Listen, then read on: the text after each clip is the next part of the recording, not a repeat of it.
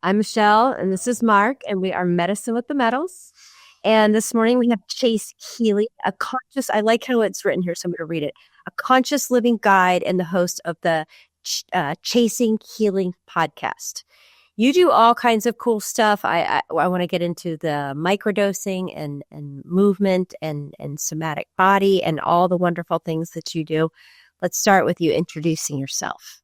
Sure. My name's Chase Healey. Yeah, like you said, I have my own podcast. That's probably my biggest passion at the moment, just because I feel like it can reach a lot of people. And the goal behind it is to educate people about the medicine space, but also just living more consciously and inviting different healers on to talk about their modality and also their story about like how they came into whatever they're working on.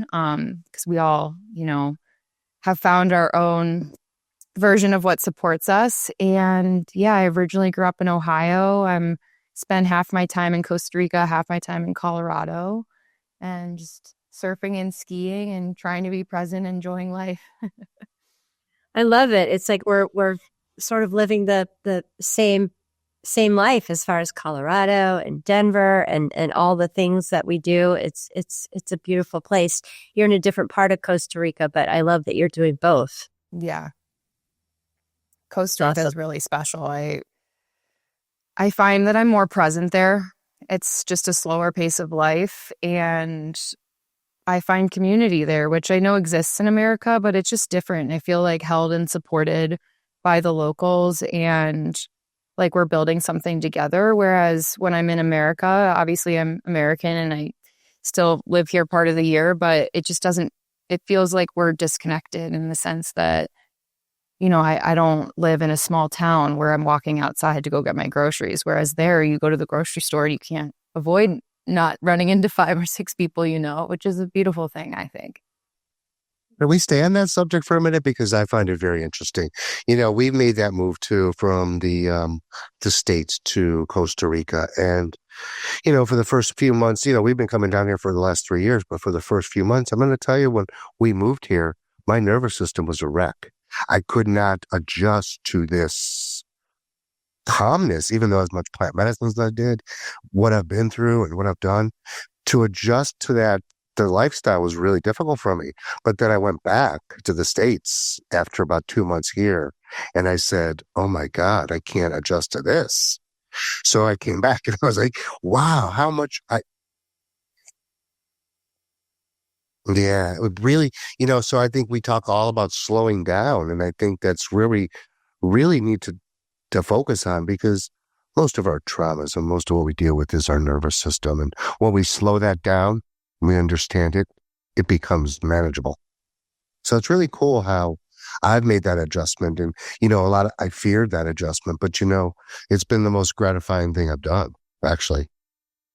One of my missions is to bring that sense to my friend groups and my communities in America. But I have to be honest, it's a really big struggle to get people to even take 2 minutes out of their day to slow down before they take a microdose. And I'm not immune to it either. Like I find myself hopping right back into the grooves, similar to what happens when you microdose and, you create new neural pathways. If you don't integrate those and work with it, it's not a pharmaceutical when I'm talking about microdosing, where people think that it's going to just fix all their problems. It's interesting that this is like a metaphor, the lifestyle of Costa Rica, where we're slow and we're having to confront whether it's the internet goes down or the water wasn't delivered that day or whatever it is, like those survival skills that are primal that we take for granted with just the commercialization and the availability of resources in America. I find that actually that convenience isn't necessarily serving me. Like if I had to choose one or the other, I would rather. It doesn't. And the loudness, it's so loud. What I'm saying is it just is really hard to, I go, even each time I go back and forth, I struggle with this, and it's gotten less and less as I've been going back and forth for 3 years, but it's not, I haven't figured it out yet. And I think that's because we need more people that are attuned to their nervous system and asking for their needs and making it okay to slow down. Like we live in such a hustle culture, and I came from that world. I have a background in startup startups, entrepreneurship, building businesses. I had my own business that was taken from me during the pandemic, and I just was running ragged, like making myself sick. And that was okay and supported. And when I was raising money, even, it was told like, you can't take breaks. And now it's actually more rewiring my system to accept stillness.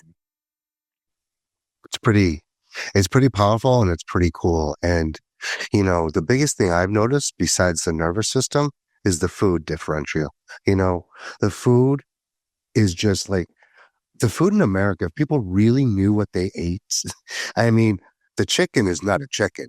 I mean, the pollo is not a pollo. It's just not. I mean, look at the chicken in Costa Rica. Look at it's just so, I mean, look at a banana or look at an asparagus or look at anything. It's just, we're doing something very wrong in the States, and it's becoming a poison, actually. I think it already is a poison. I mean, I just did an episode on my podcast about the person that I interviewed, we're both really passionate about water and just the water that's coming out of our sinks and what it has in it. I don't want to scare people, but it is important to make people conscious of what their choices, their lifestyle choices are doing to their health. And it's sad and unfortunate that we have to fight so hard. But I think that, like, for me, at least, starting to engage with the medicine, whether it was in macrodoses or microdoses, is what helped me awaken to the lifestyle choices that I was making that were, grooved from learning from childhood and from society and whatever else. And obviously, as you guys know, and most people probably listening, if they've explored the medicine, is you begin unlearning. You begin challenging what you knew and what you were taught, and down to the source of the water that you're drinking. And I get my water from a spring in Colorado. I go fill it up, and that's what I drink. And I feel safer that way. And I wish it didn't have to be that. But, if anything, it helps me tune into nature more. And it's not, the life force isn't taken out of the pipes underground and put it into our sink and whatever else it's blended with. So that's just one example. But yeah, I feel the same way about food as well. Well, I don't think we're scaring people, actually. I think we're telling people the truth. Because let me ask you something. Why does America's society or the Western world in general have prevented almost the last 20 years, preventing us from going out in the sun? I mean, the sun is our life. I mean, they promote sunscreen, they promote this, and they promote stay in your home. The sun is where we get our most, we're just speaking the truth, very simple daily things. This morning, go sit outside for 10 minutes and tell me how much better you feel. Mm-hmm. We're not meant to be away from the sun. We're just not meant to be. I feel the same way. I feel very strongly about the sun. I think light is probably even tops water in terms of what I'm passionate about. And yeah, of course, like, the Andrew Huberman's made it more popular about regulating your circadian rhythm and getting outside. There's more education and science available now, especially on social media, which I think is important.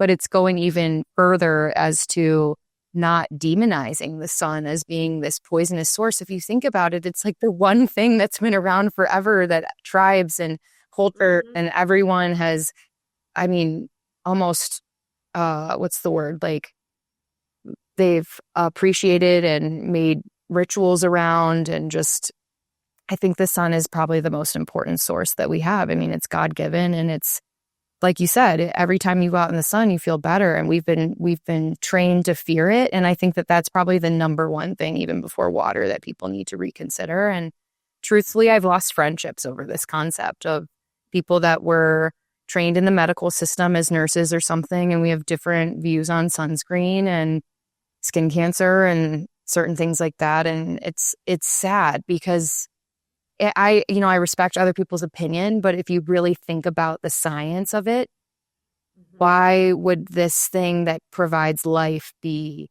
told that it's harmful to us? I agree. When my children were growing up, before I entered started down this path, which was just 7 years ago. So when my kids were growing up, I'd lather them, and when they were babies, in sunscreen. And then I really stopped. I was like, I raised them in a pretty outdoor, the mountains of Jackson Hole. And I thought, this has got to be a farce. Like, look at all these moms, like just slathering their kids in sunscreen. And then I just stopped. And, we just never used sunscreen in my family.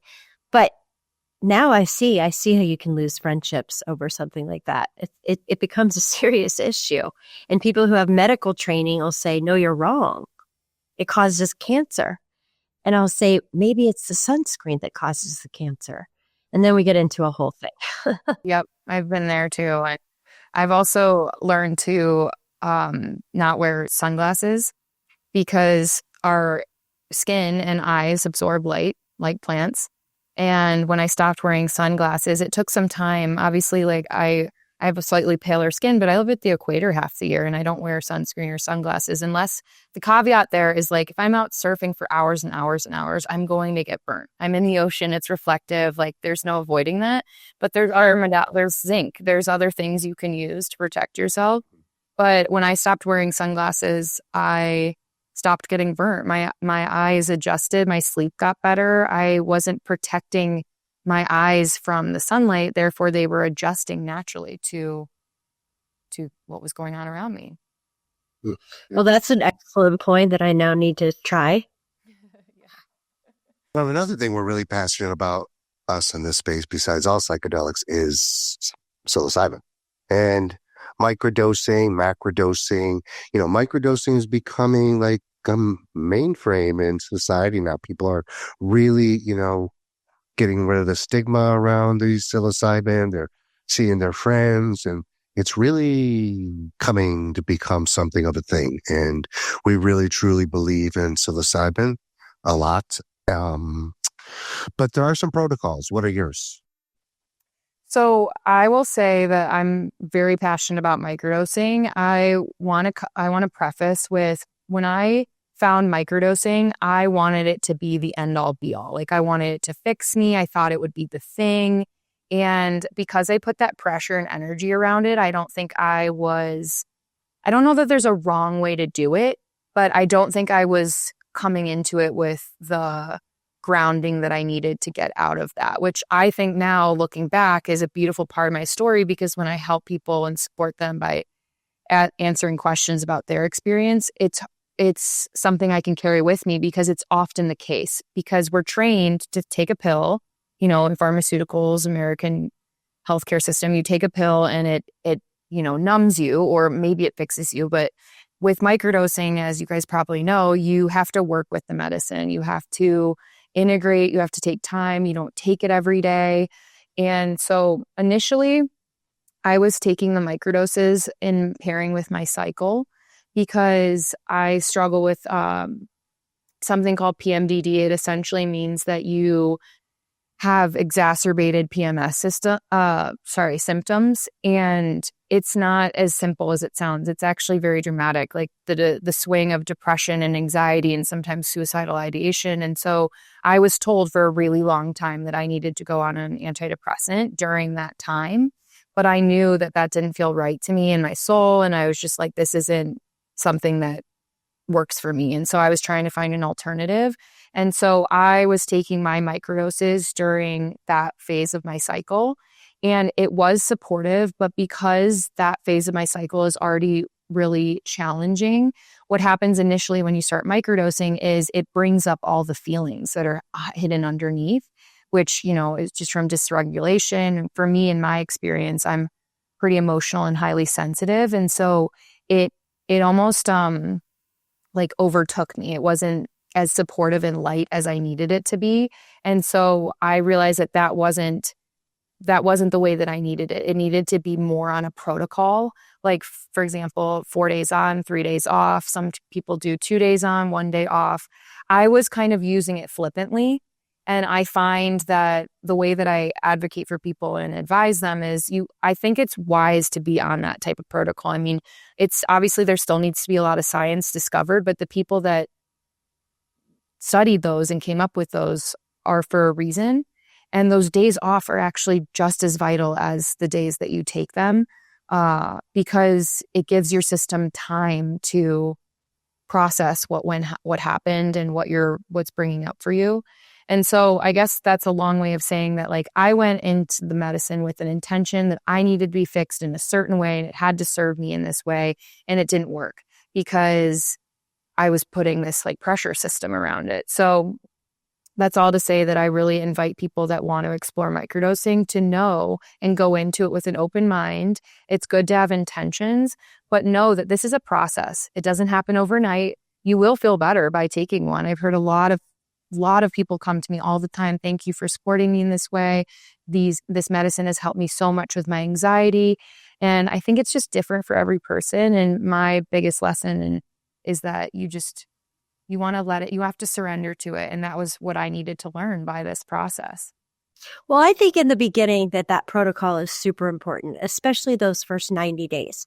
And I tell people that I work with all the time, I tell them that, it is going to become intuitive as far as what your schedule is, right? So it's important, I say, to be on that protocol for, that first 90 days or for however long, whether it's, Paul Stamets or Dr. Fadiman's, whichever one it is, get on one of them or find one of your own. But eventually it is going to become intuitive as far as, this works better for me, 4 days on, 3 days off. That's what I found. That's what works best for me. Well, that's what's supposed to happen. It's not supposed to be a one size fits all, and it's the same for every single person. Yeah, that's I totally the method. agree. Mm-hmm. That's the method. At the beginning of your conversation, I'm so sorry. No, go ahead. Go ahead. No, go ahead. I was just saying At the beginning of your conversation, you said this. You said that pharmaceuticals, because they don't. And I think this is what we really need to help people really understand. Pharmaceutical industry has never, in their whole entire existence, has never cured anything. They've never, and this is fact, they have never cured not one thing. And that's not their purpose. Their purpose is to cover up. And this process is not for everybody. And what the Western world medicine has taught us is that you take a pill and this is one size fits all for everybody. But we're all different. We're all different DNA. We're all different genetics. We're all different this. We all come from different traumas and different healings. If you really want to truly fix your inners, you have to, I believe in psychedelics, but there are other ways to do this. But you have to go internal. It's all about going inside. You're not going to get any of this from out there. So, and that takes a hard thing for the Western world to do. But I can say this as a fact. Western world medicine does not cure anything. It just masks your symptoms. That's all it does. Well, I think it even masks like your soul, the energy that your spirit brings, and it's deeper than that. And I think most people don't want to explore that or do the work, or it scares them. And I think that the light at the end of the tunnel, that really is the light that exists when you go down this path, all there is, it's accessible to you the whole time, is that it's the journey and it's the exploring your inner self. And it's not always pleasant, but once you uncover the things that are underneath it all, you get them out of you and you feel lighter. And that's really my mantra with microdosing is light. We were just talking about the sun. You feel better when you go outside and you absorb some of those rays into your skin. That's how I think microdosing is. But I also just want to make sure people know it's just not light all the time. You have to do the work. And so when people come to me, I'm really clear that, because oftentimes if you don't give them any instruction, they'll take the medicine and they'll be like, this isn't helping me. I'm like, well, are you working with it? And that question even is confusing to people because we're so unconscious. We just take the pill or whatever the supplement it is, and you just don't think about it. It's just a part of your life. And so it's really actually more about rewiring and training people to be more conscious in their everyday life and present, even if it is for that one moment in the sunshine, taking that microdose, setting an intention, maybe saying a prayer, being grateful for something like that. That 1 minute alone carries into the rest of life. And that takes some training. Well, I think that's what psychedelics I'm just going to talk about myself, helped me to do. And that was to become more present, right? I really learned, and not that I still don't struggle with it because, healing is linear and I haven't achieved anything yet. I continue to do this work. So it's I haven't learned it all yet by any means, but what I continue to learn is that it is teaching me about staying present, and that we all know that, if I'm in the future, that I'm stressed out, and if I'm in the past, then I'm sad and depressed. And if I'm present, then I'm present. That's a really difficult and challenging lesson to learn. And I went through a lot of modalities in my life before I got to plant medicines to learn those lessons. And I didn't understand to the extent until I got to psychedelics. For me, it was ayahuasca first and then psilocybin shortly thereafter. I don't know. It's for me, that was the only thing that really, bam, got me present. I'm really bullish about psilocybin. I also started with ayahuasca, which I kind of describe to people that are new to plant medicine or unfamiliar as, in a way, it's a beautiful, beautiful medicine, but it is kind of like jumping off the deep end. It's the deep one, the deepest in my experience. I haven't experimented with all of them, but I'm passionate about psilocybin because even in macrodoses, it's rewarding and it's work and it's not easy, but I feel more held as opposed to, like, again, just being a really sensitive person. Ayahuasca like broke me open in a way I probably needed, but I also needed additional support that I didn't have. And I didn't have that knowledge and information around needing that support, which is also why I say like microdosing is a good place for most people to start, even though I found it after my macrodosing. But if people are curious, microdosing is truly taking such a small amount that you really don't feel it, but you do feel an encouragement to be more present. And one other thing I'd like to include for people looking to explore it is that I've seen people selling microdoses on the internet. It's starting to happen. I don't really know how they're allowed, but I'm very frustrated with some of the companies I'm seeing because they're saying that a microdose is 250 milligrams, which is not a microdose. And so essentially at that point, you're inviting, coffee, alcohol, smoking, all this stuff wrecks your adrenals. Even though this medicine is nourishing and beautiful, especially when you couple it with functional mushrooms, it also does take a toll on your adrenals. So if you're taking that amount every day and you're feeling great, well, you're taking an amount that you do start to feel the tripping effects. And so when I tell people to start with 75 milligrams, if you need to go up to 150, that's fine. That's still considered a microdose. But if it still works at such a low dose, why do we need to pummel our system with more than it needs? Mm-hmm. There's a lot of science that has to go into that yet, though, because I firmly believe what you're saying. I think there's different dose levels for different people, and, maybe the 100 and then 200 and then 300. But, I think a threshold of maybe 200 is probably enough for a microdose, I would say, being faced with so many people are so different. I think there needs to be different offerings for different people. Well, I think it depends also of what medications they're on. That has a huge influence on it as well. At our psilocybin company, we have a mini microdose, which is 0.10, and then we have our microdose, which is 0.20. Now, for me and all my plant medicine experience, which doesn't mean anything. It doesn't mean anything. That 0.10 is just enough for me, whereas Mark will take a 0.20 and that works for him. It's so individualized. And I think that what I tell people too is I would rather them, start small, always start small, because you don't want to take too much and then scare yourself and then not do it again, because it defeats the whole purpose. Yeah, I will say that I think my lens is also coming from being a female. Not saying that all females need to take a smaller dose, and perhaps the energy that you're feeling behind that too is just a frustration with the lack of study in women's health in general and having to fight to learn that on my own.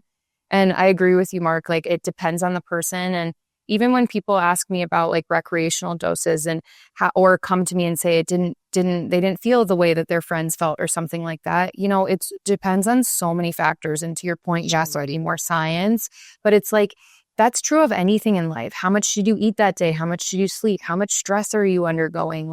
Are you present? There's just so many life factors, back to the point where we can't just assume that the sun is the thing causing cancer. There's just so much, right? So that's the important point. You have to do what's best for you. So many people are coming to this medicine to get off like their SSRIs. So that's where we really have to, one thing we can definitely tell people is psilocybin is not going to kill you. Okay. And no matter what doses, there's never been a clinical death on psilocybin. So you might just have a really bad experience, but you're never going to die. That might be a really helpful experience. But, it's just for studies and so much. I mean, we've destroyed 50 years where we could have really done a lot of studies. We could have done a lot in these last 50 years, and we've really destroyed that, because we put this stupid negative influence on a plant, and like I can tell you 2 plants that have never killed anybody: cannabis and psilocybin.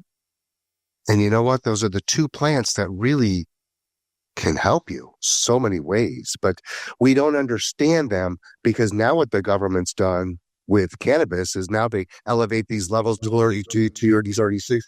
It's great if you want to really get high, but that's not the purpose. For cannabis, for most people. Yeah, I think that the lesson here is that the medicine is being used improperly across the board. Like not everyone, but even, I'm not a cannabis user. It's not something that ever served me, but I know that when it's used properly, like the way it's been, even tobacco has been used in indigenous cultures and stuff like that. It needs to be used with reverence and with respect. And where's your source? Where are you getting it from? Where's the energy you're bringing to it? And that's true of microdosing. It's true of macrodosing. It's true of all plant medicines. And that fact alone, I think, is just something that people don't take often into their daily life with anything that they do. And so it's just, I'm in Colorado. You go to the dispensary, you buy some product. You don't know what it was grown with or what chemicals are in there, and people don't ask those questions. So it could be psilocybin, it could be cannabis, it could be your milk. Like that's, I think, the premise of what I'm trying to help invite people is look at your life more consciously. Like how can you invite more presence and more unlearning and more challenge and more stillness to what you do every day? Yeah, going back to tobacco, one thing, I was like, do you want the healing properties that are in tobacco, really natural tobacco? It's been used in indigenous societies forever. They're telling us that tobacco can actually cure cancer. But what we done is we took tobacco and then we mixed all these different ingredients in it and said, let's smoke cigarettes. It's crazy. And it'll kill you. I'm nervous that that's going to happen when these legal measures start happening in the States with microdosing again, because people are conditioned to just consume based on branding or whatever it is. And I see it kind of already happening, even though it's still not legal to sell it. It's just stick a pretty brand on it and some email marketing. And to me, I think my whole life is more about going back to the source. Like I buy my vegetables at the farmer's market. If I can, I take them from my cousins who grow them in the mountains, and I think just that's something that I learned from living in Costa Rica is the importance of quality and sourcing and just knowing more about what you're putting into your body. Yeah, I completely agree with you, especially after living here. We're going back for our first trek to the United States over Thanksgiving, and I'm like, holy cow, it's going to be a big one. But let's talk for a minute about integration, because I know you help with integration as well. And the whole reason that Mark and I started the plant medicine path, which was our first endeavor. Now we've come full circle back to it, but is integration. Information, education, integration of plant medicines and their therapies and all the modalities that go under that. Integration is just, becoming whole, putting the pieces back together. I believe, Mark believes, it sounds like you believe, it is the most important part of any journey. Any journey, whether it's a plant medicine journey, whether it's your life journey, whatever it is, it's the most important part is the integration. So tell everybody what is your definition of integration and why is it so important? I think that integration is really living. It's putting what you learned into action and holding yourself more softly, to be honest. That's what I feel. Like you said, integration's hugely important to me. I haven't sat in a macrodose for over a year. And when I first started exploring with the medicine, I sat in 4 plant medicine ceremonies that year. My podcast is called The Chasing Healing. It's an oxymoron because we know we can't chase really anything. And if, the more you chase something, the more you force it out and away and don't receive those things. But I was really chasing the medicine and I wasn't taking the proper amount of time to integrate. And I don't think there's one recipe for everyone, but I found sometimes in plant medicine circles that I wasn't alone in that. Like people were sitting in them consistently trying to achieve something. And I think that for me, one of the biggest lessons in my exploration has been there's nothing to achieve. Like you're worthy by just being. You don't have to earn the love. You don't have to earn the right to be supported by the amount of money you make or whatever else we use to justify our existence. It's more about being. So I think if I had to pick like one word for integration, it would be being. And in that, coupling it with being more present, like we've been talking about. Oh, yeah. Mm-hmm. And holding yourself more with more grace, which is, I mean, that at the end of the day is the biggest accomplishment after 7 years of doing plant medicines so far. And the work, because for me, it's, in the past year, I've done 1 ceremony. It was a big one because we were in the Amazon, but it in the year before that, it was 2. So it just depends. There's microdosing in between, and microdosing deserves integration as well. It doesn't have to be a macrodose. Yeah, absolutely. That's a very important part of it as well. Yeah. Sure. We talked about this morning, me and Michelle. It's kind of funny. We just came back from a really big experience in the Amazon. And when you really, I like to tear up here, but when you really integrate, when you can look back, and you could say that person 3 weeks ago, that ain't me, man. I mean, you just see how the shedding happens. And when that shedding really, really happens, you're doing the work. But, this is a huge, psychedelics is a really, as we see it, we've been in the space for such a while now. It is a really women-dominated space, and I really love that. I'm probably one of the few that say that because I think women hold us up. So what challenges have you faced in the space? What's so interesting is in my experience with the medicine, it's mostly been with men. So I don't know if I have a lot of guy friends. They tend to gravitate towards men. I was bullied very badly. I went to an all-girls school, so that might just be my wiring. But I am trying to invite more women in the space and just in general. And honestly, the people that I support the most with microdosing are women. So that's just like something I'm working on myself. But I'm partnered with a ranch in Colorado where we do macrodose ceremonies, and we do them for everyone with psilocybin. But the founder's a former professional athlete, and he's really passionate about supporting those people, and then also veterans.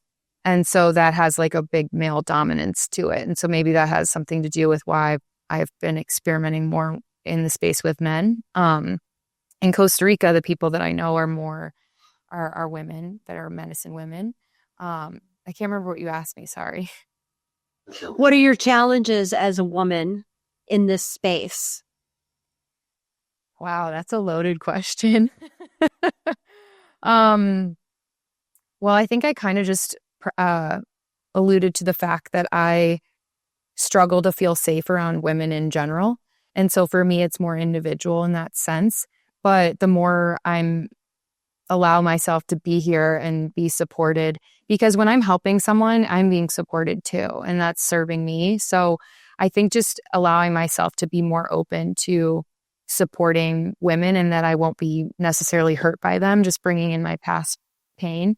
But I think there's so many there's so many struggles with being in this space in general, women or man. And I think that one of my biggest fears with it is just how it's being commercialized. And of course, there's a colonialization of it happening and stuff like that that isn't necessarily preventable. We can be more cognizant of how we're inviting it. I'm not someone that says, oh, because this medicine wasn't found here, we don't deserve it. That's not what I believe. But I think that it's going to be really interesting to see how it's brought into people's purview and how it's being brought into being available to be offered more widely. And so that's why I'm trying to get ahead of it and give people both sides of the story.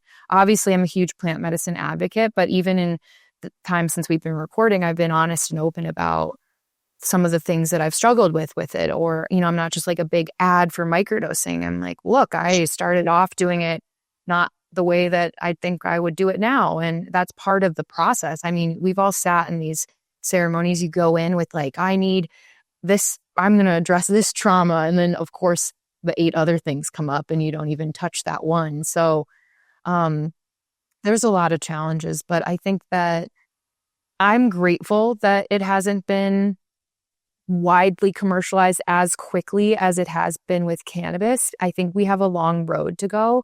And I think the longer that road takes, the more people will have time to appreciate, the more time they'll have to appreciate understanding the presence that needs to be brought with it instead of just going to the grocery store and buying whatever it is they're buying. Like there needs to be more education around it.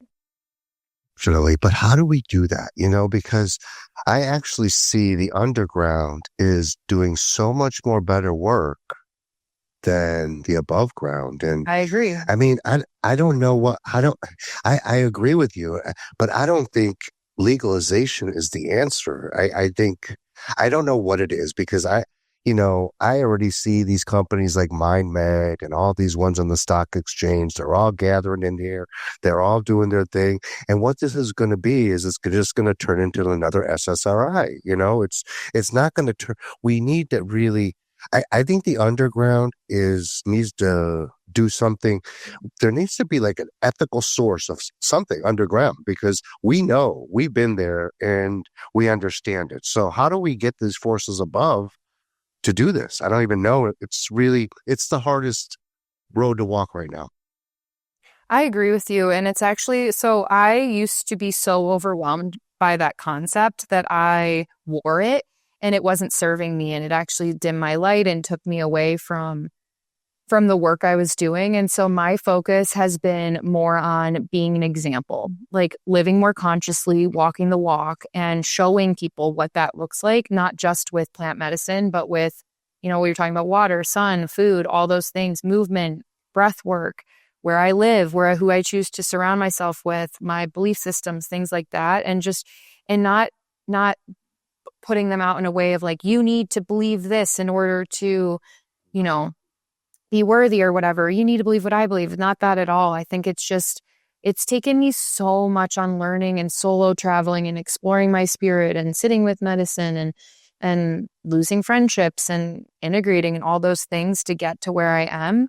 And it's still, honestly, when you ask about challenges in the space, it's actually just a challenge to be, because I feel like, especially in America, I have to and sometimes even in Costa Rica, but I have to fight or I have had to fight in the past to feel like I feel like a one-off. I feel just like it's strange that I'm living my lifestyle this way or things like that. And instead of wearing that energy and the judgment, I am true to my core and I'm just operating in line with spirit and knowing that that's right and inviting other people to do that with me. And that word inviting, like that's the whole thing. It's an invitation. And I want people to know that they have access to it. And if they explore and it's not for them, then that's fine too. But I think it's being it's a less aggressive approach and something that feels more right to me is just inviting people to explore with me rather. Yeah, because, plant medicine and psychedelics is not for everybody. It takes really a lot of work. And people say, well, work, what do you mean? You're just tripping out.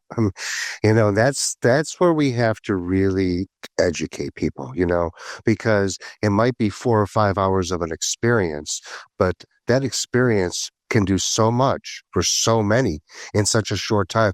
I hear in the beginning, 10 years of therapy, that could be the case in some instances. If you go to ayahuasca, like you said earlier, it just breaks you wide open. Like that medicine breaks you wide open. So, but if you don't do anything with that, you're just going to close right back up. So that's the education. That's the information. That's what we got to spread out. We know these medicines won't really kill you in any way, shape, or form. Iboga is a different medicine, and iboga is one I could talk about forever because I think it's very special, and we need to really, really look at that medicine because it's really healing a lot of people. But there's a very dangerous aspect of iboga, and that's the heart. But for all the other ones, the only danger to them is what we introduce in the Western world society. So if that makes any sense, you make your own decision after that. I agree. I agree with you. Michelle, did you have something you wanted to say? No, I think I might have lost. Did I get you guys back? Yeah, you're back. Perfect. No, I'm good. I was trying to just make sure that you heard me. I think that another important aspect that I've heard you touch on many times, and you guys were just talking about, is also, finding an ethical source. That is super important of your medicine, and finding the support before and after and during, of course, whether that's a microdose or a macrodose. And really doing your own education. It's not like going to the doctor and they give you a pill and you just trust it. It shouldn't be. You should be doing your own research and educating and see where your medicine is coming from and research those people or research that company. You've got to put the work behind it as well. I think that's true of everything. And that's what the medicine has taught me. And it's once you get under the covers and you start seeing that something says it's organic or it's all cotton or something, and you realize what you start looking at the company's values or seeing, I saw a video recently that they made it legal to spray chemical on organic products and sprouts or something like that. And you just can't trust anything anymore. And I think that even with my parents, I've opened them up to using red lights at night and changing the water filter and things like that. And it took a while to get there because they grew up with, 3 news channels and understanding that they were trusting of the government. And it's just, even to your point, Michelle, like when you go to the doctor, what's the energy that you feel when you're in that office? Do you feel like you're being held? And I don't even know that most people know what that feels like in that setting because it's hard to come by. And it's not impossible. I've met doctors that I feel really held by, but most of the times it's because they have some holistic education in their background, or they grew up in a different culture, or they have a certain spiritual belief system that they abide by. But generally, they are not present with you. Right. So if your practitioner, your facilitator, if you will, is not present with you, that's a pretty good indicator. Yeah, agreed. And I take that into my life everywhere. Like even I'm really sensitive to energies, but that wasn't something that I was aware of until I started exploring with the medicines. And it definitely opened me up and broke me open in the beginning. But once I realized that that was available to me, it became a superpower. It's like, why would I spend time around someone or something or in an environment that doesn't support me? So these are just lessons I've learned from experimenting with the medicine. Yeah. Here shortly, but we talked about psychedelics, we talked about mushrooms, but you know what? Let's talk about the functional mushrooms because I love them, but I think we're taught wrong there, and we're also fed a whole bunch of junk from China. Like a great dose for me, tell me if I'm wrong, is 1,000 milligrams of lion's mane a day. That works for me just fine. 500 milligrams of cordyceps. But it has to come again from a great source, because if it's not, you're just getting, what do you even know what you're getting? Yeah, the microdoses I make for myself have cleanly sourced combination of functional mushrooms in them and some other herbs too. I've experimented with different things that work for me. And in an ideal world, I would love to be able to make other people custom blends. But right now I've just found something that supports me. And I've had friends that I've shared medicine with say, wow, I feel nourished and better. And I honestly attribute that, of course, to the psilocybin, but I even think it has more to do with the fact that these functional mushrooms are supporting them neurologically. And those functional mushrooms, when you start working with the functional mushrooms, how can I say this? It allows the microdose to come in differently, and it allows you to be, as you say, supported by that microdose in a very different way. Yeah, agreed. I think something else I want to bring up that for those that don't feel ready to experiment with microdosing is I don't know if you've had other people on here talk about breath work, but I started experimenting with that myself and I got certified, and it depending on what kind of breath work you're doing, it can be really powerful. And there's certain types of breath work that it releases DMT in your body and your brain, and that essentially gives you kind of somewhat tripping effects. And I've got alcoholism in my family, and I support some. I just have my dad's in AA, and he's 30 years sober. And it's interesting. On my podcast, I had him interview me first because he's been really supportive of my journey. But it's interesting because based on the beliefs that they have in the program, is he's not exploring with that yet. So that's something that people, if they're not ready, like breathwork is a good place to start, and functional mushrooms, because functional mushrooms aren't going to provide tripping effects. So I just want to be inviting to all the people, depending on where you're at. And also, I think it's really interesting as an aside that it's my belief that in my lifetime, that once we have more science and more support, not that there's not enough science now, but once there's more, I think that people in the AA community will feel more supported by potentially microdosing. Whereas right now it's like a hot button. You don't want to go there. I don't want to ever influence anyone negatively, but it's pretty wild. If you knew my dad more closely, even the people, how he supported me, it's really awakened people in our community. People in and out of AA, because while he's not sitting in a macrodose with me yet, or maybe ever, it's interesting. I've been challenging him about how, there's a lot of coffee and cigarettes, and not to impose judgment on the AA meetings. I think they're a beautiful space if that's what's for you. But why is it okay that someone that he supports is taking Adderall, and there's a medicine that can help you rewire your brain so that you don't have to take it forever? That's the thing. It's there to support you in the time that you need it. And so I'm just really interested in the lifelong exploration of what could happen in the AA world, and also in the prison system too. Yeah. That's a whole nother podcast, the whole AA, because we could teach people, I don't like you say, I don't like to teach anybody anything. I just like them to see. So that's a whole different podcast. Well, listen, I came into plant medicines with 22 years of AA, solid years. And I raised my children in alcoholics. I'm probably friends with your dad. And I don't go to AA anymore, but I also don't drink still. And it's been, close to 3 decades. And I still don't drink either.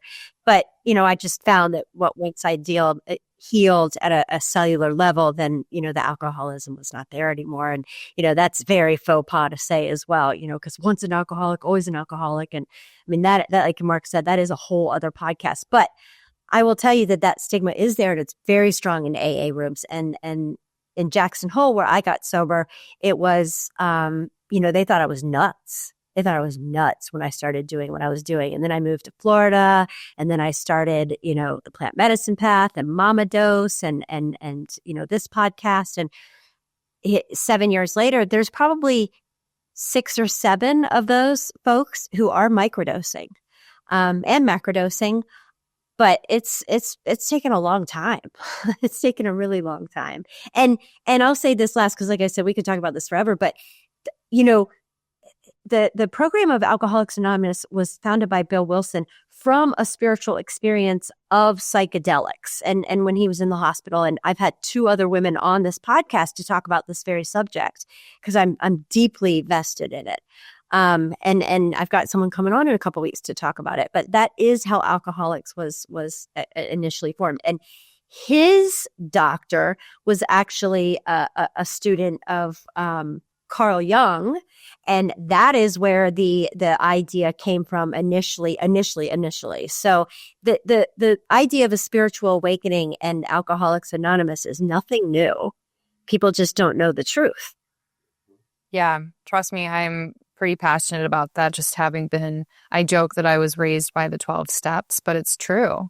And so I've been really present with that world as a side person. You know, I'm not in the program myself, but I've been exposed to it. And I, honest to God, think that if I had to guess, and I don't need to put like, you know, what's it called? Like, I don't need to put walls on labels. But yeah, like walls on the future. But I do believe that I have a calling to support that space in some days. But I think we have some more time on the science and other things first.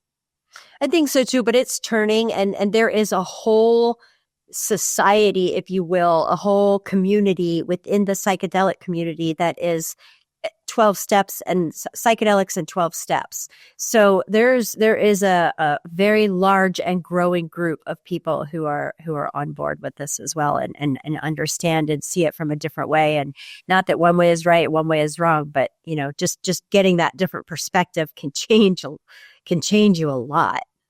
I mean, I'm sober. I haven't drank. I've been alcohol free for 2.5 years, and I've sat with people in ceremonies that have been alcoholics their whole life, and then they stop drinking and they don't need it afterwards. And I've used those personal facts to share that with people in my dad's community and with him himself. And it's turning heads because I can't explain it. But you know, especially like you said, Mark, with Iboga has been studied that way too. It went out. I'm so sorry. Okay. This thing went completely out. Okay. It's being studied in other ways too. But yeah, I'm excited to see what happens in that space in the future. Yeah, I think that it's going to change. I really do believe that. I just from my own personal experience and what I went, you know, when I found plant medicines, I did have 22 years sober, and but I was looking for something more. My mother committed suicide, and I thought there has to be more than this. Like, this isn't as deep as it goes. I feel like I'd hit a wall. And that is when I found ayahuasca, and, you know, everything changed after that. But it was, I remember in my first weekend, I heard the doctor there say, he said, you know, total recovery is possible. And I was like, hang on one sec.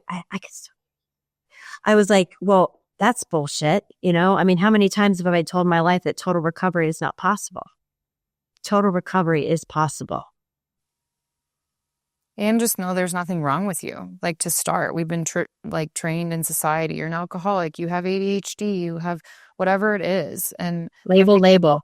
Right. And I think that those are all just essential spiritual sicknesses that we haven't connected with our spirit in the way that we're being called to. And everyone has a different manifestation of that. And so I think that the beautiful thing about this medicine, if people hear nothing else, is that it serves so many purposes and it helps so many people. The list just goes on and on. Chronic pain, anxiety, depression, creativity. It serves so many different purposes. And so that's why it's so exciting to me, is that it's not just one fix. It's not a fix. It's inviting you to explore your depths and bringing to acceptance that you're not broken. Yeah, I completely agree with you. Well, this has been a great conversation. I really appreciate your patience with our craziness and what's going on in our studio today. But he'll be able to edit all of that, and we'll get it looking nice and fresh and pretty. But this has been a great conversation, Chase. Thank you so much for joining us. Thank you, Michelle and Mark. I appreciate it. Okay, Chase, before we end, why don't you let everybody know where we can find you? Yes, great. Thank you. I think the best way, if people want to talk to me about anything psychedelic education, microdosing specifically, get access to macrodosing ceremonies, they can email me. It's chaserheels@proton.me, ChaserHeals at proton.me. And then I'm also on Instagram, Chaser Heals. It's my website. And then, yeah, I'd like to turn people on to my podcast. It's the Chasing Healing podcast.